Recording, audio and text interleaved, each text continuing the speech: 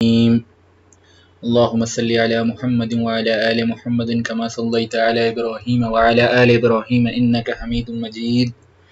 اللهم بارك على محمد وعلى آل محمد كما باركت على إبراهيم وعلى آل إبراهيم إنك حميد مجيد.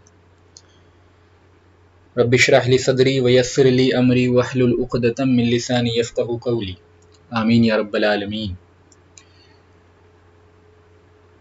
درس سیرت کا آج 14th لیکچر ہے اور ابھی تک ہم نے رسول اللہ صلی اللہ علیہ وسلم کی پیدائش کا تذکرہ پڑھ لیا تھا اور آپ کی پیدائش سے ریلیٹڈ جو معجزاتی واقعات تھے اور جو یعنی ایک تو یہ کہ فیکٹ جو ڈیٹیلز تھیں آپ کی پیدائش کی وہ بھی ہم نے پڑھی تھی، اور پھر جو معجزات آپ کی پیدائش کے ساتھ رونما ہوئے، جو سپر نیچرل انسیڈنٹ ہوئے ہیں آپ کی پیدائش کے ساتھ، جو بعض نے بی بی آمینہ نے خود نیریٹ کیا جو حضور کی والدہ ہیں، اور بعض دوسری عورتوں نے اور بعض دوسرے صحابہ نے نیریٹ کیا، تو وہ چیزیں جو ہے وہ آپ کے برتھ سے ریلیٹڈ جو اوتھینٹک باتیں ہیں وہ بھی ہم نے سمجھ لی تھی. کچھ ایسی مشہور باتیں ہیں جو اتنی اوتھینٹک اور کریڈیبل سورسز سے نہیں آئی ہیں، ان کا بھی ذکر ہم نے آپ کے سامنے کر دیا تھا، یہ سیگریگیٹ کرنے کے لیے کہ صحیح اور غلط کے درمیان آپ کو فرق محسوس ہو جائے.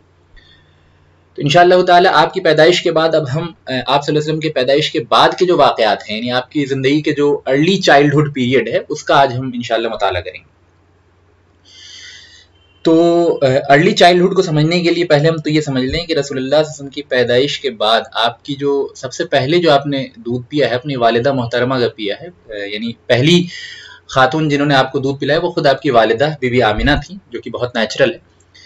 لیکن دوسری یعنی سیکنڈ لیڈی جو کہ جنہوں نے رسول اللہ صلی اللہ علیہ وسلم کو دودھ پلایا وہ ہیں حضرت صوبیہ.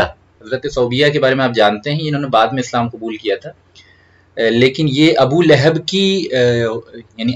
کی سلیو گرل تھیں، ابو لہب کی غلام تھیں، اور ابو لہب حضور کے چاچا تھے، رشتے میں تو چاچا تھے، لیکن جب اسلام کی تبلیغ اور رسول اللہ صلی اللہ علیہ وسلم نے شروع کی ہے تو اسلام کے بدترین مخالفوں میں سے ایک تھا.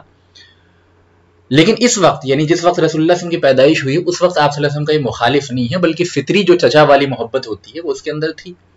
تو اس نے جب یہ خبر سنی ہے کہ عبداللہ کے ہاں بچہ پیدا ہوا ہے محمد نام کا، عبد المطلب کا پوتا پیدا ہوا، تو یہ کافی خوش ہوا تھا اور بالکل فطری تھی اس کی خوشی اس وقت. تو اس نے اپنی جو اس کی غلام عورت تھی صوبیہ، وہ اس کے پاس جب بھی آئی خبر لے کے تو یہ اتنا خوش ہوا کہ اس نے صوبیہ کو آزاد کر دیا. اور اس کے ضمن میں جو واقعہ موجود ہے مسند امام احمد میں، وہ بھی ہم نے پچھلے ٹرن پہ پڑھ لیا تھا کہ حضرت عباس نے ابو لہب کی ڈیتھ کے بہت سال بعد ابو لہب کو جہنم میں دیکھا خواب کے اندر. تو حضرت عباس نے پوچھا کہ تمہارا کیا معاملہ ہے، تو اس نے جہنم کی جو ہے وہ سختیاں اور اس کے عذاب کا ذکر کیا. اور پھر حضرت عباس نے پوچھا کہ بتاؤ تمہیں رسول اللہ صلی اللہ علیہ وسلم کی رشتہ داری کا کوئی فائدہ ہوا کہ نہیں ہوا؟ اس نے کہا نہیں، رشتہ داری کا فائدہ نہیں ہوا، لیکن رسول اللہ صلی اللہ علیہ وسلم کے ضمن میں ایک کام میں نے ایسا کیا تھا، ایک نیکی ایسی کی تھی جس کا فائدہ مجھے جہنم میں بھی ہوتا ہے، اور وہ یہ وہی نیکی ہے جس کا ذکر ہم نے یہاں کیا کہ ابو لہب نے جب یہ سنا کہ رسول اللہ صلی اللہ علیہ وسلم کی پیدائش ہوئی ہے، محمد کی پیدائش ہوئی ہے صلی اللہ علیہ وسلم، تو اس نے جو ہے صوبیہ کو آزاد کر دیا تھا اور کہا تھا کہ جا کے محمد کو دودھ پلاؤ صلی اللہ علیہ وسلم. تو جن کا آڈیو آن ہے وہ اپنے آڈیو کو آف کر لیں، اسپیکر کو ڈسٹربنس ہوتا ہے اس سے.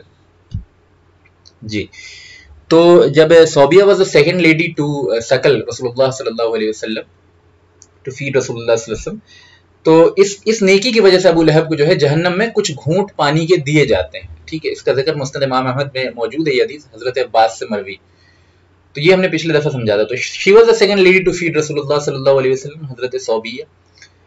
تیسری جو اہم لیڈی ہیں جن کی رسول اللہ صلی اللہ علیہ وسلم کی پرورش اور رسول اللہ صلی اللہ علیہ وسلم کی فیڈنگ میں جن کا اہم رول ہے وہ حضرت ام ایمن ہے، اور یہ بڑی یعنی بہت اہم خاتون ہیں. ان کا ذکر جو ہے وہ کرنا اس لیے ضروری ہے کیونکہ صوبیہ کا تو بہت چھوٹا سا رول تھا، رسول اللہ صلی اللہ علیہ وسلم کو ایک بار یا دو بار انہوں نے دودھ پلایا ہوگا، لیکن ام ایمن جو ہیں یہ حضور کی پرورش میں بھی ان کا کافی رول ہے. تو یعنی نہ صرف یہ کہ انہوں نے حضور کو دودھ پلایا بلکہ حضور کی پرورش میں بھی انہوں نے بہت امپورٹنٹ رول ادا کیا. ام ایمن کون ہیں؟ ام ایمن جو تھیں یہ حضور کی والد جو تھے، حضور کے والد حضرت عبداللہ، ان کی یہ غلام تھی، ان کی یہ سلیو تھی.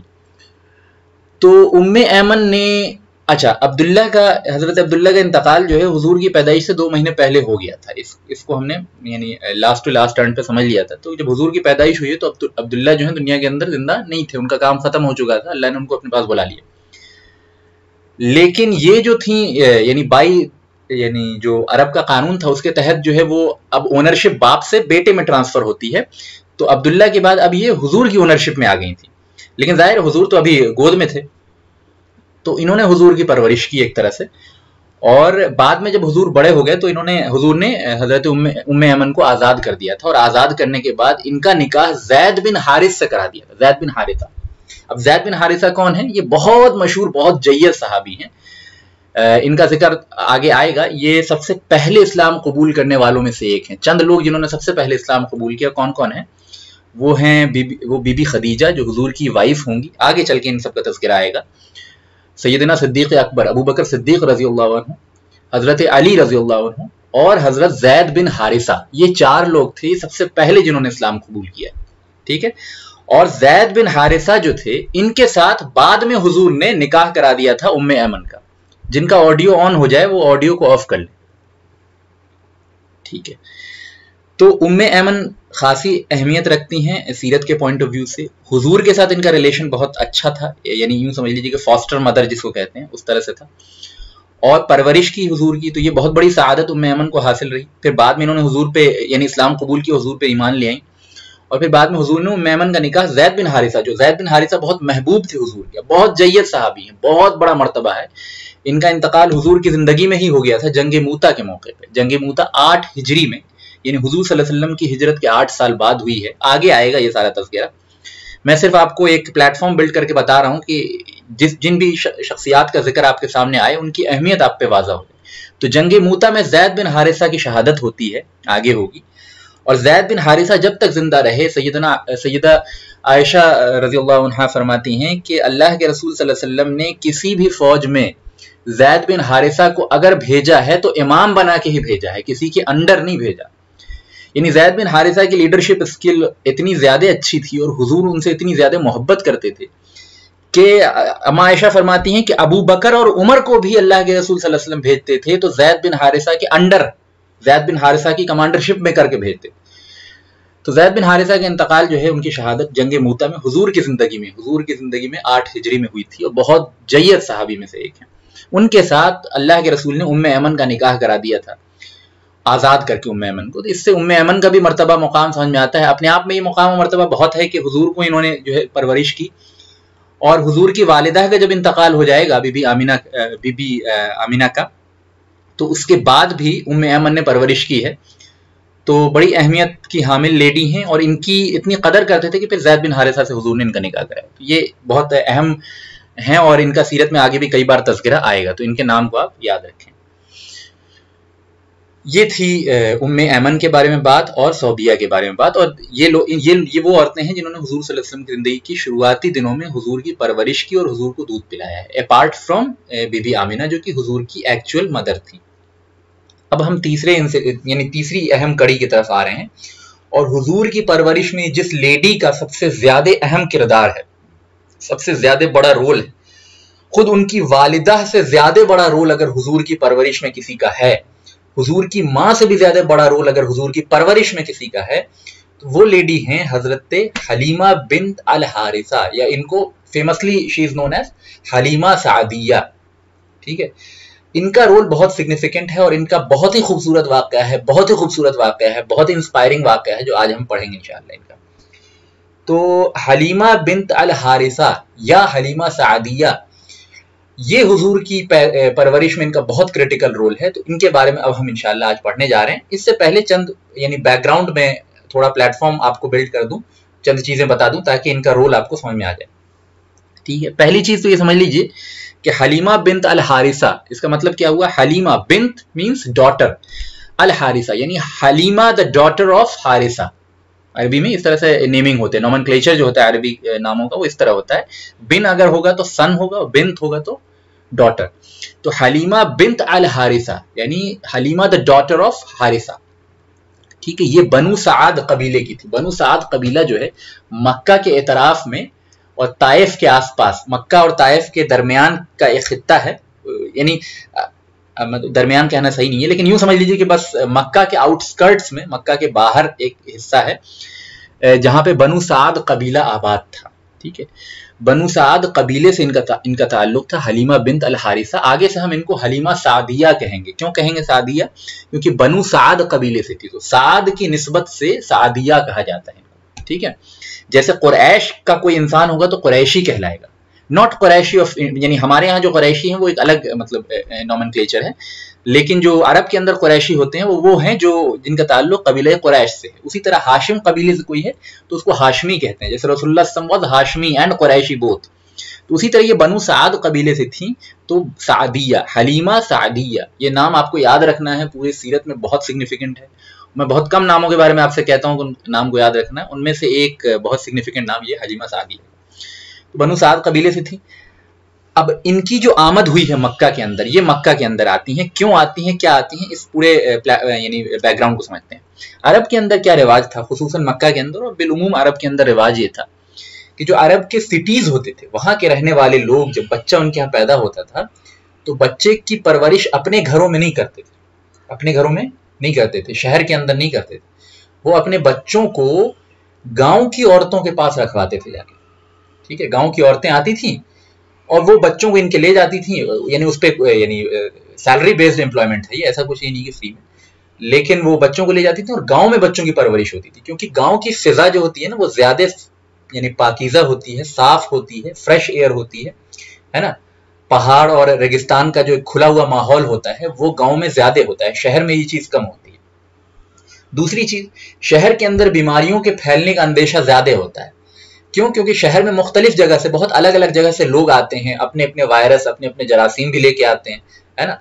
تو بیماریوں کے پھیلنے کی چانسز شہروں میں زیادہ ہوتے ہیں، گاؤں میں کم ہوتی ہیں. کیونکہ کوئی پاپولیشن اگر لوکلائز ہے، ایک ہی خاص خطے کے لوگ ہی صرف اس جگہ رہتے ہیں، تو وہاں کوئی نئی بیماری باہر سے ٹریول کر کے نہیں آئے گی. نئی بیماری ٹریول کر کے تبھی آتی ہے جب کسی ایجنٹ کے تھرو آئے، ہیومن بینگز کے تھرو.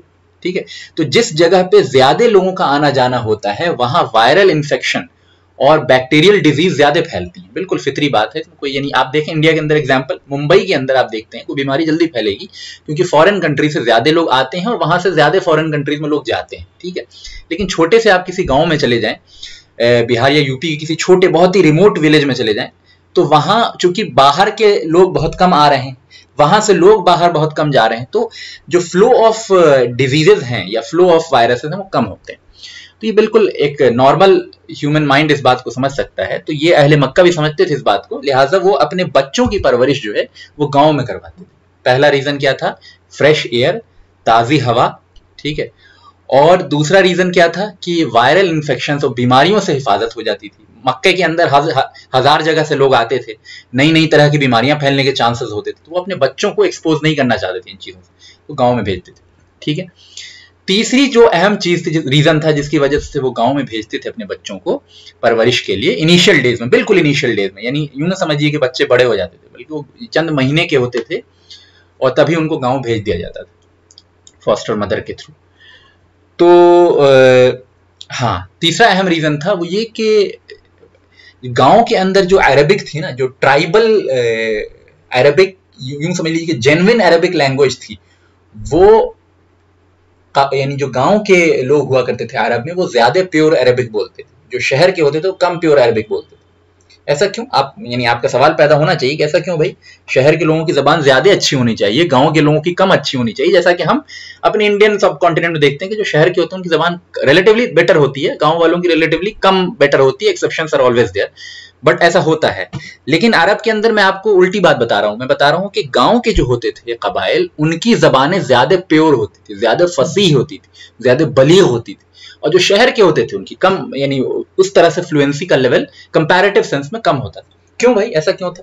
یہ بڑی تھوڑی کاؤنٹر انٹیوٹیو بات آپ کو لگ سکتی ہے، اس کو میں ایک ایگزامپل کے ذریعے سمجھاتا ہوں. جو شہر کے لوگ ہوتے ہیں نا، ان کا انٹریکشن باہر والوں سے زیادہ ہوتا ہے. جب آپ کا انٹریکشن باہر والوں سے زیادہ ہوگا تو آپ اپنی بات کو دوسروں سے کو سمجھانا چاہیں گے، ہے نا. انٹریکشن زیادہ ہوگا، بزنس ٹریڈ زیادہ ہوں گے تو آپ اپنی بات کو دوسروں کو سمجھانا چاہیں گے. اچھا، دوسرے لوگ اگر آپ کی زبان کو بہت اچھے طریقے سے نہیں جانتے ہیں تو آپ کو بھی اپنی زبان کے لیول کو نیچے کر کے لوگوں کو بتانا ہوگا. مثال کے طور پہ علماء جو مدارس میں تقریر کرتے ہیں، مدرسوں کے اندر جو جس طریقے سے علماء ایک دوسرے کو، یعنی علماء طالب علم کو پڑھاتے ہیں، اس کی زبان بڑی ڈیفیکلٹ ہوتی ہے اور اردو بہت خالص ہوتی ہے، ٹھیک ہے، عربی بھی استعمال ہو جاتی ہے اس میں، ہے نا. لیکن وہی علماء جب آپ سے اور ہم سے بات کرنے آتے ہیں یا مسجدوں میں تقریر کرتے ہیں یا نوجوانوں کے درمیان تقریر کرتے ہیں تو آسان زبان کا استعمال کرتے ہیں. تو ہم یہ دیکھتے ہیں کہ جب آدمی دوسروں سے انٹریکٹ کرتا ہے اپنے نیٹو لوگوں کے علاوہ دوسروں سے جب انٹریکٹ کرتا ہے تو اپنی زبان کے لیول کو تھوڑا نیچے کر کے بات کرتا ہے تاکہ سامنے والے کو بات سمجھ میں آ جائے. ٹھیک ہے. اچھا، جس کنٹری کے جس جگہ کے لوگوں کا انٹریکشن اس کنٹری کے باہر کے لوگوں کے ساتھ جتنا زیادہ ہوگا ان کی زبان کی پیورٹی اتنی ڈیکریز ہوتی چلی جائے گی. میں ایگزامپل دیتا ہوں. انگلش آپ دیکھتے ہیں کہ انگلش پوری دنیا میں بولی جاتی ہے. تو اب انگلش کا لیول جو ہے وہ لٹریری پوائنٹ آف ویو سے کافی گھٹ چکا ہے. کیوں گھٹ چکا ہے بھائی؟ کہ ہر تیسرا شخص جو انگلش بول رہا ہے اور جن کی اپنی زبان انگلش نہیں بھی ہے وہ بھی انگلش بول رہے ہیں، ہے نا. تو جب فورن لوگ آپ کی زبان بولتے ہیں تو اس زبان کا لیول اپنے آپ ہی ڈیکریز ہوتا ہے. اس زبان کے اندر جو فصاحت و بلاغت اور ڈیپتھ ہوتا ہے وہ اپنے آپ کم ہو جاتا ہے، کیونکہ سب کو سمجھانا ہے نا بھائی. آپ صرف شیکسپیئر کی زبان بولتے رہیے گا تو بھائی جو یعنی برٹین کے اندر چند لوگ رہتے ہیں جو چند ایلیٹ حلقہ ہے بس وہی سمجھے گا انگلش. لیکن اگر آپ کو پوری دنیا کو انگلش سمجھانی ہے تو آسان انگلش بولنی پڑے گی. Same goes with any language. کسی بھی زبان کو اگر آپ دوسروں کو سمجھانا چاہتے ہیں، دوسروں سے انٹریکٹ کرنا چاہتے ہیں، دوسروں سے ٹریڈ کرنا چاہتے ہیں تو اس زبان کو ہلکا کرنا پڑے گا، ہے نا.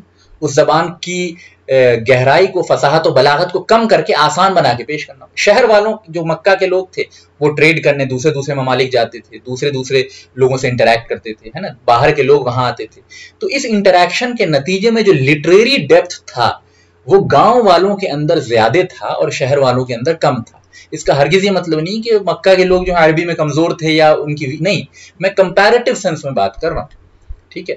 کمپیریٹیولی گاؤں والے جو صرف آپس میں ہی انٹریکٹ کرتے تھے، جن سے بھی بات کر رہے ہیں سب کے سب عربی جان رہے ہیں، تو ان کو اپنی عربی کے لیول کو گھٹانا نہیں پڑتا تھا بات کرنے کے لیے، ٹھیک ہے، ٹریڈ کرنے کے لیے. لیکن مکہ والوں کو ایسا کرنا پڑتا تھا مجبوری کے تحت. تو اہل مکہ کی کمپیریٹیولی یا کسی بھی شہر کے عرب کے اندر جو کمپیریٹیولی عربی کا لیول تھا وہ کم ہو جاتا تھا بائی ڈیفالٹ، اور گاؤں والوں کی عربی جو ہے گاڑھی عربی ہوتی تھی. تو زبان کی پختگی بھی بچوں کے اندر پیدا ہو، ان کی زبان بھی فلوئنٹ ہو، زبان بھی گہری ہو، خوب ہیوی زبان وہ سیکھیں، اس کے لیے بھی بچوں کو جو ہے وہ کم عمر میں گاؤں بھیج دیا جاتا تھا تاکہ وہاں کے قبائل کے درمیان رہیں گے تو گاڑھی عربی سیکھیں گے. ٹھیک ہے، یہ ریزن ہے. میں سمجھتا ہوں یہ بات اچھے طریقے سے سمجھ میں آئی ہوگی. تیسرا جو اہم ریزن تھا جس کی وجہ سے یہ لوگ بھیجتے تھے گاؤں میں تربیت کے لیے اور بچوں کی پرورش کے لیے، وہ تھا کہ گاؤں کا جو ماحول ہوتا ہے اس کے اندر رف اینڈ ٹف، روبسٹنس انسان کے اندر پیدا ہوتی ہے، اسٹرینگتھ پیدا ہوتا ہے، مضبوطی، جسمانی طور پر مضبوط انسان پیدا ہوتا ہے. شہروں میں چونکہ آرام، کمپیریٹیولی آرام کی زندگی ہوتی ہے، تو جب آرام کی زندگی زیادہ ہوگی تو ظاہر ہے جسم اس اعتبار سے مضبوط اور روبسٹ نہیں ہوگا. اب اس میں بھی ایکسٹریم پہ نہیں جانا چاہیے. اب انسان ساری یعنی اتنی مشقت اپنے اوپر ڈال لے، اتنا فزیکل اپنے اوپر پریشانی اٹھا لے کہ پھر وہ الٹا کمزوری ہو جائے، تو یہ بھی صحیح نہیں. لیکن اس میں ایک ماڈریشن ہونا چاہیے. اور شہروں میں کمپیریٹیولی کمفرٹ لیول زیادہ ہوتا ہے، گاؤں میں کمفرٹیبلٹی کم ہوتی ہے، تو جسمانی مضبوطی جو ہے بچوں کے اندر زیادہ پیدا ہوتی ہے. اس وجہ سے مکہ کے اندر یہ رواج تھا کہ وہ اپنے بچوں کو، جب بچہ پیدا ہوتا تھا تو اس کو گاؤں کی عورتیں آتی تھیں، ان کے حوالے 2 سال کے لیے کرتے تھے اور وہ وہیں دودھ وغیرہ پلاتی تھیں بچوں کو، ان کی پرورش کرتی تھیں، ان کو کھان پان کھلاتی تھیں، ان کو وہاں کی فضا میں جو ہے وہ یعنی سانس لینے کا موقع ملتا تھا، تو ایک ہیلتھ بھی پراپرلی ڈیولپ ہوتی تھی، اسٹرینگتھ بھی ڈیولپ ہوتا تھا. زبان بھی جو ارلیئر پیریڈ میں ہے وہ ان کی اچھے سے ڈیولپ ہوتی تھی. بچے یعنی اگر آپ پڑھتے ہیں یعنی بچوں کے بارے میں اگر پڑھتے ہیں، اسٹڈی کرتے ہیں، تو پتہ چلتا ہے کہ سب سے زیادہ جو کوگنیٹو ڈیولپمنٹ ہوتا ہے بچوں کے اندر پہلے 2 سال کے اندر ہوتا ہے. ٹھیک ہے. تو یعنی جو ورڈز بچے پہلے 2 سال کے اندر سیکھ لیتے ہیں، ایون اف کہ وہ ان کو بول نہیں رہے ہوں، ٹھیک ہے، لیکن وہ ورڈز ان کے ذہن پہ امپرنٹ ہو جاتے ہیں. تو وہ جو نالج ہوتی ہے نا، وہ جو سیکھنا ہوتا ہے وہ بہت افیکٹو ہوتا ہے، وہ بعد میں جا کے اس کے اثرات دکھتے ہیں. تو یہ سارے ریزنز تھے جن کی وجہ سے جو اہل مکہ کا رواج تھا کہ وہ بھیجتے تھے اپنے بچوں کو، پرورش کو گاؤں میں بھیجتے تھے. تو بنو سعد جو تھے یہ گاؤں میں رہتے تھے. ان کی عورتیں جو ہیں وہ آیا کرتی تھیں مکہ کے اندر، اور مکہ کے جو لوگ تھے ان کے ہاں جن کے ہاں بچے پیدا ہوتے تھے ان کے ہاں سے بچوں کو لے کے اپنے پاس چلی جاتی تھی. 2 سال 3 سال 4 سال جتنے بھی رکھنا ہوتا تھا رکھ کے پھر واپس لے کے آتی تھی، کچھ پیسہ کما لیتی تھی اسی بہانے. تو یہ ایک میکینزم تھا جو آپ کے ذہن میں ہونا چاہیے. اب حلیمہ بنت الحارثہ یعنی حلیمہ سعدیہ بھی بنو سعد کی تھی. یہ آئی مکہ کے اندر جب حضور جس زمانے میں پیدا ہوئے. تو حضور کے ساتھ ایک خاص بات تھی کہ حضور کے والد صاحب کا انتقال ہو چکا تھا، تو حضور یتیم تھے، ہے نا. اور from exclusively economical and financial point of view, اگر بالکل آپ دنیاوی مادی اعتبار سے سوچیں تو کوئی بھی جو عورت اجرت کے لیے، جو پیسہ کمانے کے لیے بچے لے جانا چاہ رہی ہے، اس کی پرورش کرنا چاہ رہی ہے، وہ کسی یتیم کو نہیں لینا چاہے گی، ہے نا، کیونکہ یار اب اس کا باپ زندہ نہیں ہے تو دادا یا ماں بہت یعنی خرچ تو کریں گے، لیکن یعنی جس کو کہتے ہیں ہینڈسم سیلری جو ہے وہ نہیں مل پائے گی، اس کے والد زندہ نہیں ہے، اور انسان کے لیے یعنی فائنینشیل اعتبار سے سب سے زیادہ جو ہے ایک انسان کے اوپر خرچ آسانی سے اس کا باپ ہی کر سکتا ہے، دوسرے جو ہیں وہ بھی کرتے ہیں، لیکن دادا بھی کر سکتے ہیں، چاچا بھی کر سکتے ہیں، کرتے ہیں، ماں بھی، یعنی ماں تو بہرحال ڈپینڈ کرتا ہے کہ وہ اونرشپ ہے کہ نہیں، لیکن یعنی دوسرے رشتہ دار بھی کر سکتے ہیں، لیکن اتنی آسانی سے باپ خرچ کرتا ہے اپنے دوسرے نہیں کرتے، ٹھیک ہے، تو یہ چیز ہے۔ تو چونکہ دیکھا کہ حضور جو ہے وہ یتیم تھے، تو زیادہ تر عورتیں جو بنو سعد کی تھیں انہوں نے دوسرے بچوں کو تو لے لیا، حضور کو کسی نے نہیں لیا۔ حلیمہ بنت حارثہ کے ساتھ پرابلم یہ ہو گئی کہ یہ جب اپنے بنو سعد قبیلے سے نکلی تھیں تو جس گدھی پہ بیٹھ کے نکلی، گدھی ان کی سواری تھی، گدھی اور اونٹنی یہ سواریاں ہوتی تھیں عام طور پہ، تو جس گدھی پہ بیٹھ کے نکلی تھی وہ گدھی جو تھی کافی کمزور تھی، ان کے ہاں قحط سالی چل رہی تھی، بنو سعد میں اس زمانے میں پیسے کی کمی تھی، پروڈکشن کی کمی تھی، بہت قحط سالی کا معاملہ چل رہا تھا، وہ کمزور جانور وغیرہ کمزور ہو چکے تھے، بہت ہی یعنی یوں سمجھ لیجیے جرجر کنڈیشن تھی ان کی۔ تو جب یہ نکلی تو بنو سعد کی باقی جو عورتیں تھیں ان کے اونٹ، ان کے گدھے آگے تیزی تیزی بڑھتے چلے گئے، مکہ یہ لوگ پہلے پہنچ گئے، اور پہلے پہنچ کے جتنے یعنی ویلدی لوگ تھے ان کے بچوں کو لے لیا، کسی نے بھی رسول اللہ صلی اللہ علیہ وسلم کو نہیں لیا، کیونکہ آپ صلی اللہ علیہ وسلم یتیم تھے، سب نے ایکسپیکٹیشن کی تھی کہ بھائی یتیم ہے، اس کے دادا زندہ ہے یا اس کی ماں زندہ ہے، وہ کیا ہی کر لیں گے، ٹھیک ہے۔ تو حلیمہ سعدیہ سب سے لیٹ میں پہنچی، تو سارے جو جتنے بچے تھے مکے کے اندر، جتنے بچے اس زمانے میں پیدا ہوئے تھے اس سال، وہ سارے کے سارے ہینڈ اوور کیے جا چکے تھے، بچے تھے بس رسول اللہ صلی اللہ علیہ وسلم، اور آپ یتیم تھے۔ تو اللہ کے رسول صلی اللہ علیہ وسلم یعنی اللہ تعالیٰ کی پلاننگ دیکھی کہ حلیمہ سعدیہ کو اللہ تعالیٰ نے رحمت کے لیے اور اپنے انعام و اکرام کے لیے چن لیا تھا، یہی وجہ ہے کہ حضور کو کسی نے نہیں لیا، آپ دیکھیں، اور حلیمہ سعدیہ نے بھی مجبوری میں حضور کو لیا ہے، آگے ہم وہ واقعہ پڑھیں گے جو خود حلیمہ سعدیہ نیریٹ کرتی ہیں، وہ پورا واقعہ آپ کے سامنے اسکرین پہ ڈسپلے ہوگا، انشاءاللہ میں پڑھ کے آپ کو سناؤں گا۔ تو آپ یہ دیکھیں ذرا اس میں اللہ تعالیٰ کی حکمت کہ حضور کو یتیم رکھا، کسی عورت کو جو ہے وہ یعنی کوئی بھی حضور کو نہیں لیا کیونکہ حضور یتیم تھے، اور حلیمہ سعدیہ کے اوپر اللہ تعالیٰ نے اتنا بڑا کرم کیا کہ حضور کی پرورش کا جو مقدر تھا وہ حلیمہ سعدیہ کے ساتھ جوڑ دیا۔ حلیمہ یہ سمجھتی ہوں گی جس زمانے میں وہاں پہنچی دیر سے، تو انہوں نے سمجھا ہوگا کہ یار میری قسمت ہی اچھی نہیں ہے نا، مجھے ایک یتیم ملا ہے، لیکن اب کوئی نہیں ملا تو یتیم کو تو لینا ہی پڑے گا، ہے نا، اس سے کچھ خاص مجھے اجرت نہیں ملے گی، آلریڈی میرے گھر کی کنڈیشن بہت خراب ہے، آلریڈی قحط سالی پڑی ہوئی ہے، کچھ خاص بینیفٹ ہونے والا نہیں ہے۔ لیکن اللہ تعالیٰ نے کتنی بڑی برکت اور کتنی بڑا انعام اور کتنا بڑا اکرام کیا حلیمہ کے اوپر، وہ آگے ہم انشاءاللہ پڑھیں گے، اور جو برکات حضور کے موجودگی کی وجہ سے حلیمہ کی فیملی میں ظاہر ہوئے اور حلیمہ کی زندگی میں ظاہر ہوئے، حلیمہ سعدیہ رضی اللہ عنہا کی زندگی میں، وہ سارے کے سارے اب ہم پڑھیں گے انشاءاللہ۔ تو اس میں یہ پوائنٹ سمجھنے کا ہے کہ اللہ تعالیٰ جب کسی چیز کا فیصلہ کرتا ہے تو بظاہر اس میں اگر ہمیں نقصان بھی محسوس ہو رہا ہے، بظاہر اس میں ہمیں جو ہے ہماری اپنی پلاننگ کے مطابق جو ہے وہ بیسٹ آؤٹ آف بیسٹ چیز نہیں بھی مل رہی ہے، تو ہمیں اس پہ یعنی بالکل اللہ تعالیٰ پہ بھروسہ میں کسی بھی اعتبار سے کمی نہیں آنی چاہیے۔ بعض دفعہ جو بظاہر جو چیزیں جو ہے وہ بہت بینیفیشیل نہیں لگتی، اللہ تعالیٰ نے اس کے اندر اتنی برکت اور اتنی رحمت اور اتنا بینیفٹ رکھا ہوتا ہے جو کہ ڈاؤن دا لائن بہت زمانہ گزرنے کے بعد ان کے بینیفٹس، ان کے فائدے سمجھ میں آتے ہیں۔ تو انشاءاللہ ہم آگے پڑھیں گے۔ اب ہم آج جو اسٹوری پڑھنے والے ہیں وہ حضرت حلیمہ سعدیہ نے خود جو نیریٹ کیا ہے حضور کے آنے کے بعد جو ان کی زندگی میں تبدیلیاں آئی ہیں، وہ ہم انشاءاللہ آپ کے سامنے اسکرین پہ ڈسپلے ہوگی اسٹوری، وہ ہم پڑھیں گے۔ میں سمجھتا ہوں اسکرین آپ لوگوں کو دکھ رہی ہوگی، ابھی تک جو باتیں ہوئی ہیں اس میں کوئی چیز پرابلمٹک یا کوئی ایسی بات جو نہیں سمجھ میں آئی؟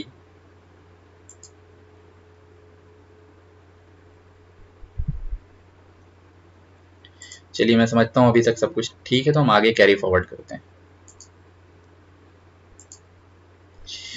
حضرت عبداللہ بن جعفر رضی اللہ عنہ بیان کرتے ہیں کہ جب رسول اللہ صلی اللہ علیہ وسلم کی ولادت باسعادت ہوئی تو بنو سعد بن بکر کی کچھ عورتیں جن میں حلیمہ بنت حارث بھی تھیں مکہ مکرمہ آئیں تاکہ عرب کے رواج کے مطابق شیر خوار بچوں کو رضاعت کے لیے حاصل کریں۔ یہ باتیں بتائی جا چکی ہیں، ٹھیک ہے۔ حلیمہ سعدیہ بیان کرتی ہیں، اب یہ خود حلیمہ سعدیہ کی زبان سے یہ پوری سٹوری آپ سن سکتے ہیں۔ یہ جو ہم نے آپ کے سامنے کلپ رکھی ہے، یہ ڈاکٹر علی سلابی صاحب کی کتاب جو ہے سیرت النبی صلی اللہ علیہ وسلم کے اوپر، جس کا ہم نے ریسورس میں حوالہ بھی دیا تھا، وہاں سے یہ بات کاپی کی گئی ہے، تو آپ کے سامنے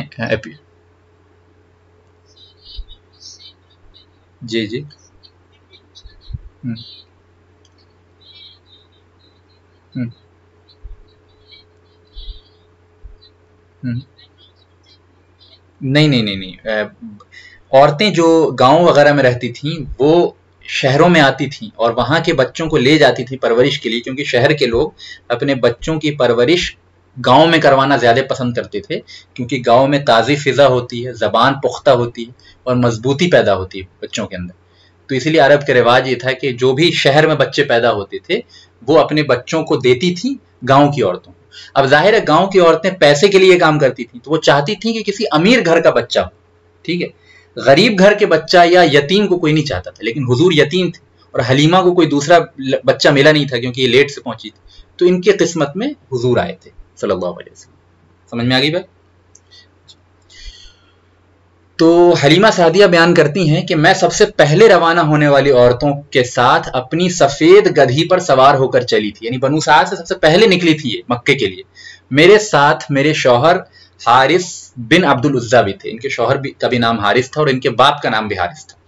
عرب میں یہ چیز آپ بار بار دیکھیں گے کہ بہت سے لوگوں کا نام سے ملا۔ طویل سفر کی وجہ سے، یعنی بڑا لمبا سفر تھا، ہماری گدھی کی ٹانگوں میں پر رسنے والے زخم بن گئے تھے، یعنی اب لمبا سفر ہوا تو گدھی جو تھی ان کی آلریڈی کمزور تھی، اس کے پیر ویر پہ زخم پیدا ہو گئے، اور میرے ساتھ جو اونٹنی تھی وہ کافی بوڑھی تھی، تو ان کی رفتار جو ہے بہت کافی کم رہ گئی، اور اونٹنی کے اندر جو ہے ایک قطرہ بھی دودھ نہیں تھا، تو ان کے پاس جو ہے کھانے پینے کا انتظام بھی نہیں تھا۔ تو آپ دیکھتے ہیں کتنی جرجر حالت تھی، کتنی بری کنڈیشن میں یہ لوگ تھیں۔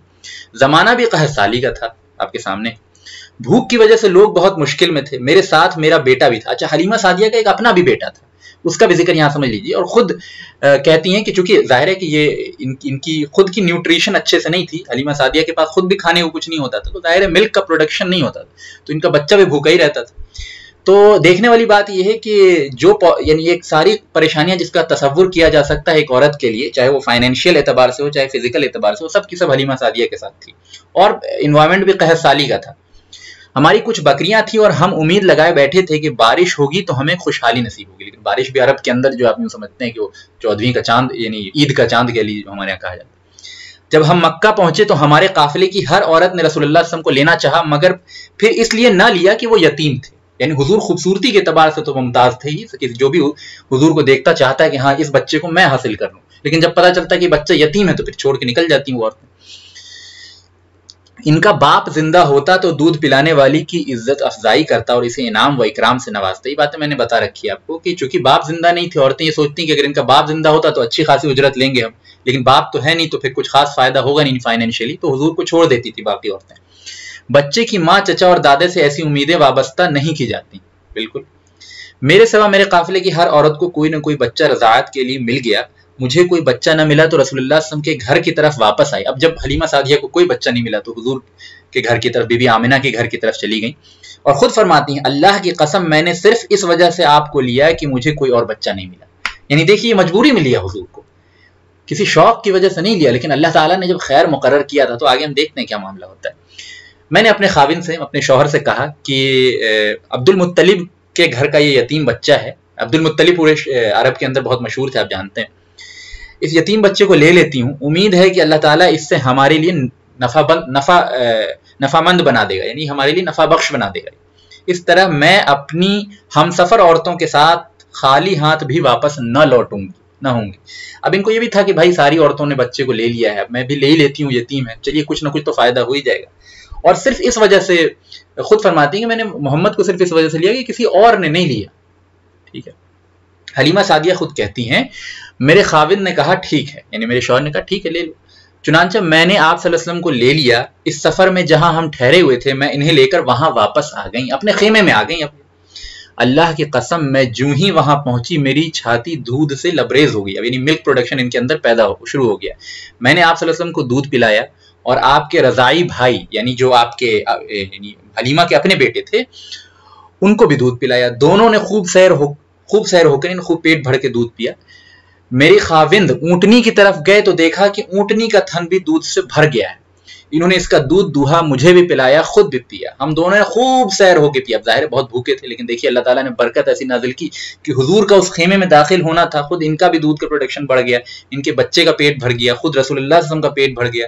پھر اونٹنی جس کے اندر ایک قطرہ بھی دودھ نہیں تھا، جو ہم پہلے بیان کر چکے ہیں، उस ऊँटनी के अंदर अल्लाह ताला ने ऐसी बरकत पैदा की कि पूरा का पूरा थन जो है दूध से भर गया, और इनके शौहर ने दूध निकाला, खुद भी पेट भर के पिया, बीवी को भी पेट भर के पिलाया। हमें तो बहुत ही तो इनके शौहर ने पूछा, मेरे खाविन ने कहा, हलीमा तूने कुछ महसूस किया?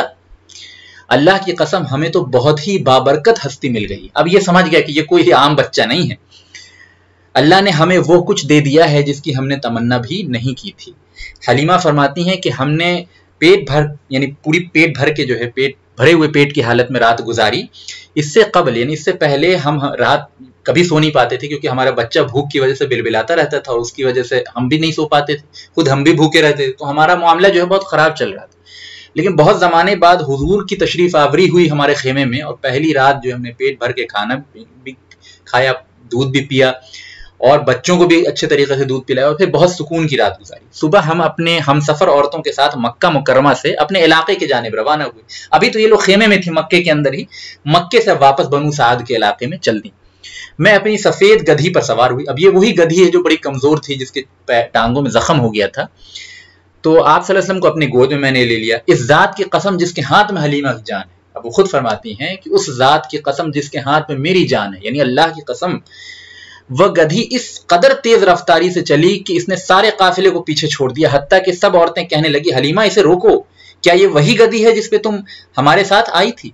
अब ये सारे मुआज़ात हैं, ये बरकत है जो अल्लाह के रसूल सल्लल्लाहु अलैहि वसल्लम की मौजूदगी के नतीजे में हलीमा के ऊपर हो रही है। मैंने कहा हाँ ये वही है। इन्होंने हैरत से कहा कि वह तो आते हुए खासी जख्मी हो गई थी, अब इसे क्या हुआ अचानक से? मैंने जवाब दिया, मैं जिस बच्चे को लेकर इस पे सवार हुई हूं वो बच्चा बहुत बरकत वाला है। आगे सुनिए, हलीमा सादिया फरमाती हैं कि हमारे सफर जारी रहा, है ना, अल्लाह ताला हमें मजीद भलाइयां अता करता रहा। अब ये सफर के बरक़ात के वाक़यात हैं जो बहुत डिटेल में हैं, यहाँ थोड़े शॉर्ट में बयान किए गए हैं। अलबत्ता अगर आप इसको मजीद डिटेल में पढ़ना चाहें तो अल्लामा इब्न कसीर रहमतुल्लाह किताब जो है सीरा नबविया, उसमें बहुत डिटेल में है, लेकिन जो पूरा जीस्ट है पूरे वाक़े का वो यहाँ बयान किया गया है, तो मैं आपके सामने रख रहा हूँ।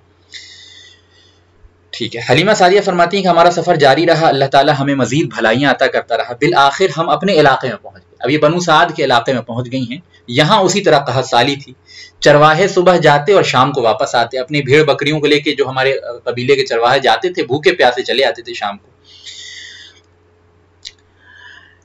हमारे कबीले बनु साद की बकरियां भी भूखी प्यासी वापस आती थी, मगर मेरी बकरियां जब वापस आती तो इनके पेट भरे होते। यानी अल्लाह ताला ने ऐसी बरकत का इंतजाम किया कि अब जब हुजूर इस बनु साद में आ गए हैं तो इनकी बकरियां जब भी रवाना होती तो लौट के आती तो पेट इनके भरे होते। पेट भरे होते तो दूध का प्रोडक्शन बकरियों में ज्यादा होता, दूध का प्रोडक्शन ज्यादा होता तो इन लोगों की जो रोजमर्रा की जिंदगी थी वो सुकून से चलने लगी।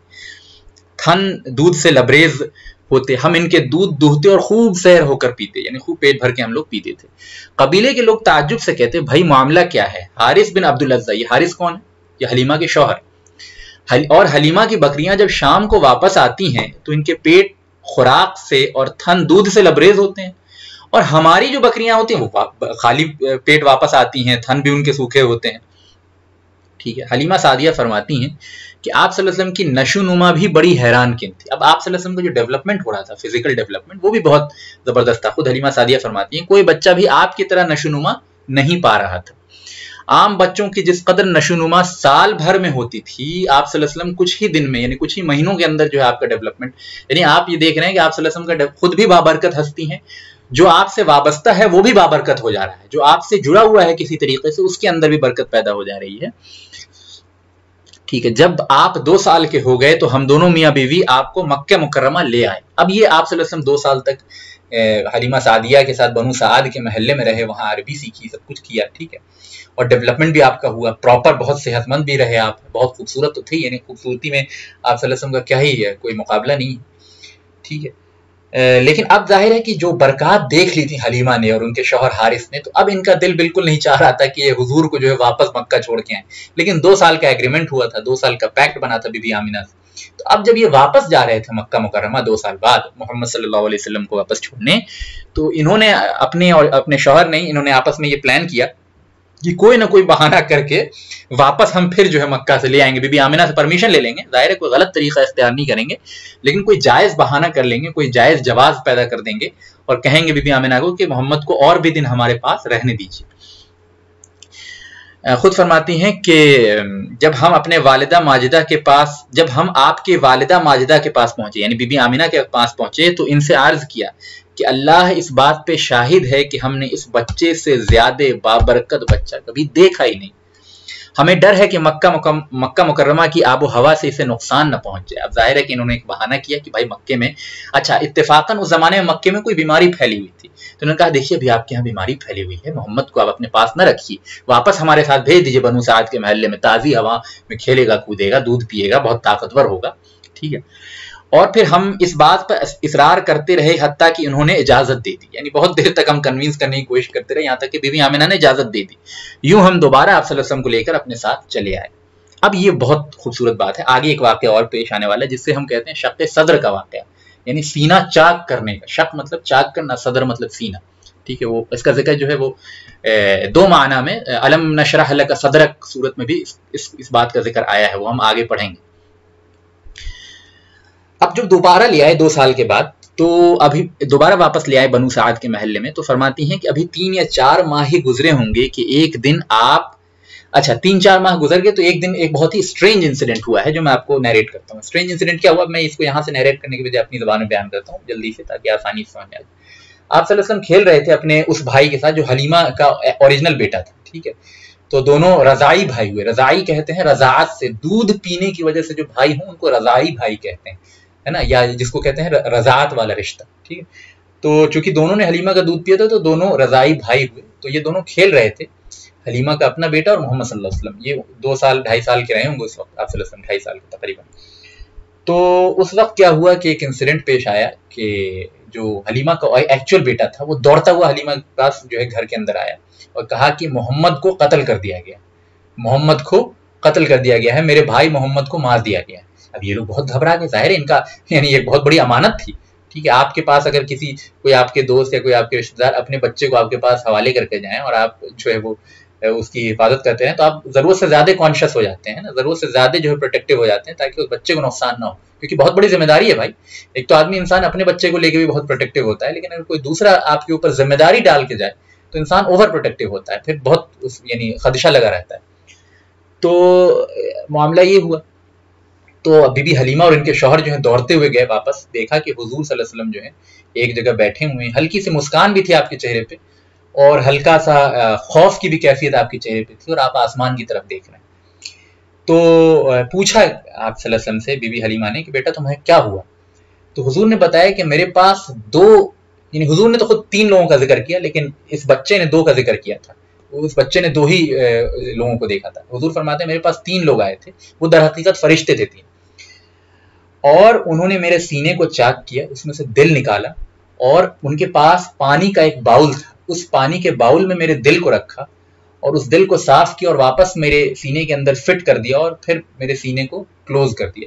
اب ظاہر ہے یہ ساری چیزیں جو ہے وہ کسی انسان کے ساتھ ممکن نہیں ہے انلیس کہ وہ اللہ کی طرف سے ہے نا، فرشتے کے ذریعے ہو۔ فرشتے جو دنیاوی قانون کے پابند نہیں ہیں، جیسے دنیا کا قانون ہے کہ اگر کسی کا جسم کا حصہ کھولا جائے تو اس میں سے خون بہے گا، ٹھیک ہے۔ یہ انسانی قانون ہے، فزیکل ورلڈ میں یہ نیچرل قانون ہے، ہوگا، ٹھیک ہے۔ میں اگر کسی کا سینہ کھولتا ہوں تو اس کا سینہ کھل جائے گا اور اس میں سے خون نکلے گا، ٹھیک ہے، یہ نیچرل قانون ہے۔ لیکن فرشتے اس نیچرل قانون کے پابند نہیں ہوتے، ٹھیک ہے، وہ اللہ کی طرف سے ان کو دوسری قوتیں دی جاتی۔ تو فرشتے تھے وہ 3، انہوں نے آپ صلی اللہ علیہ وسلم کا دل نکالا اور آپ کے دل کو جو ہے پاک کیا، دل کو صاف کیا۔ ان کے پاس پانی کا ایک باؤل تھا، اس میں دل کو صاف کیا، وہ پانی کا باؤل جو ہے وہ جنت سے لے کے آئے تھے اور وہ جو پانی تھا وہ جنت سے آیا تھا، اس میں صاف کیا دل کو اور واپس دل آپ صلی اللہ علیہ وسلم کے اندر فٹ کر دیا۔ اب اس واقعے کے بارے میں ہم آگے پڑھیں گے تھوڑا ڈیٹیل میں، یہاں پہ بس چونکہ اس انسیڈنٹ کے کانٹیکسٹ میں جو بات ہے وہ میں نے آپ کے سامنے رکھ دی۔ یہ انسیڈنٹ ہوا آپ صلی اللہ علیہ وسلم کے ساتھ۔ اب ظاہر ہے جب یہ سارے انسیڈنٹ آپ صلی اللہ علیہ وسلم نے نیریٹ کی بی بی حلیمہ سعدیہ کو، تو اب ان کے دل میں خدشہ پیدا ہوا۔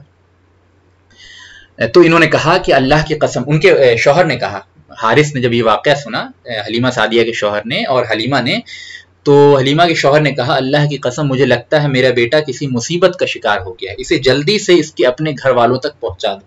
اب ظاہر ہے کہ ڈر لگا ان لوگوں کو کہ اتنی بڑی ذمہ داری ہے، کچھ غلط نہ ہو جائے، اتنا بڑا انسیڈنٹ ہو گیا، تو یہ لوگ اب واپس جو ہے کہ اس سے قبل کہ ہمارے خدشات حقیقت بن کر اسے اپنی لپیٹ میں لے لیں، اسے اس کے گھر والوں کے سپرد کر دو۔ یعنی کہ اس سے پہلے کی جو ڈر ہمیں ہے وہ ہو نہ جائے، اس کو گھر والوں کے پاس کر دو۔ چنانچہ یہ لوگ لے کے واپس جو ہے بی بی آمینہ کے پاس مکہ میں پہنچے۔ ابھی 4-5 ہی مہینہ ہوا تھا کہ ان سے پہلے ان لوگوں نے دوبارہ ریکویسٹ کی تھی کہ ہمیں 2 سال کے لیے اور دے دیجیے، لیکن ابھی 2 سال کی مدت نہیں، 5 ہی مہینہ گزرا تھا، واپس لے کے آ گئی۔ تو بی بی آمینہ کو حیرت ہوئی کہ آخر کیا بات ہے کہ تم جو ہے اتنے اصرار کر کے لے گئی تھی، اتنا منت سماجت کر کے لے گئی تھی، واپس کرنے آ گئی 5 مہینے کے اندر ہی۔ تو انہوں نے بہانہ کیا کہ نہیں بس ہم نے تو یعنی جتنا ہمیں مدت پوری کرنی تھی ہم نے کر لیا، اب مکے کے اندر بیماری بھی ختم ہو گئی تو ہم نے مناسب سمجھا کہ آپ کو لوٹا دیں۔ لیکن بی بی آمنہ کوئی عام خاتون نہیں تھی، وہ بڑی عقل مند تھی، انہوں نے سمجھ لیا بات کو۔ پھر انہوں نے بھی اصرار کرنا شروع کیا، نہیں اصل وجہ بتاؤ۔ تو حلیمہ سعدیہ نے سارا انسیڈنٹ نیریٹ کر دیا کہ حضور کے ساتھ جو یہ واقعہ ہوا تھا، جو حضور نے حلیمہ سعدیہ کو بتایا تھا، یہ واقعہ as it is Halima Sadia نے بی بی آمنہ کو، یعنی جو حضور کی والدہ تھی، ماں تھی، ان کو نیریٹ کر دیا۔ تو بی بی آمنہ کو یعنی کوئی عام عورت ہوتی تو ڈر سے اس کی حالت خراب ہو جاتی، فوراً اپنے بچے کو لے لیتی اور پھر جو ہے وہ یعنی غیر ذمہ داری کا الزام بھی لگا دیتی حلیمہ سعدیہ کے اوپر۔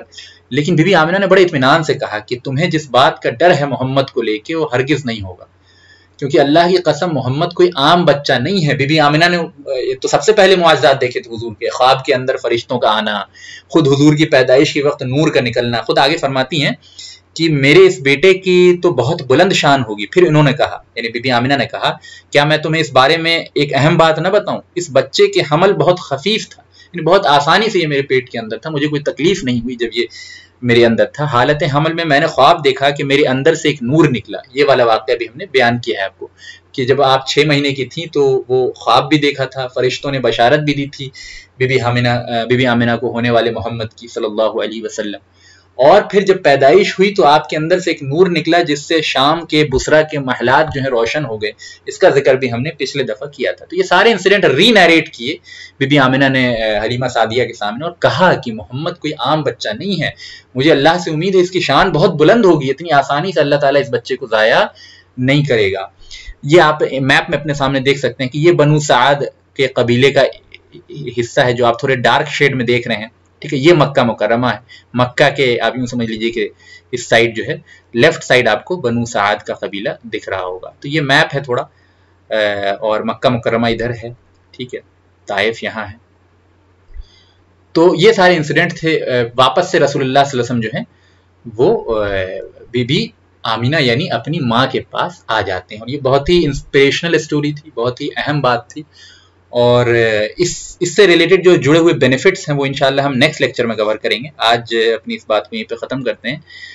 انسیڈنٹ یاد رکھیے گا، ریوائز کیجیے گا، اور اللہ تعالیٰ سے دعا ہے کہ جو بھی بات ہم نے پڑھی اللہ تعالیٰ اس کو شرف قبولیت عطا فرمائے، اور مزید آپ لوگوں کو بھی پابندی سے اس کو اٹینڈ کرنے کی توفیق عطا فرمائے، مجھے بھی عطا فرمائے، اور حضور کی محبت جو ہے ہمارے دلوں کے اندر پیدا فرمائے، حضور کی تعظیم اور حضور کی اتباع کرنے کی خواہش جو ہے وہ ہمارے دلوں کے اندر پیدا فرمائے۔ وآخر دعوانا ان الحمد للہ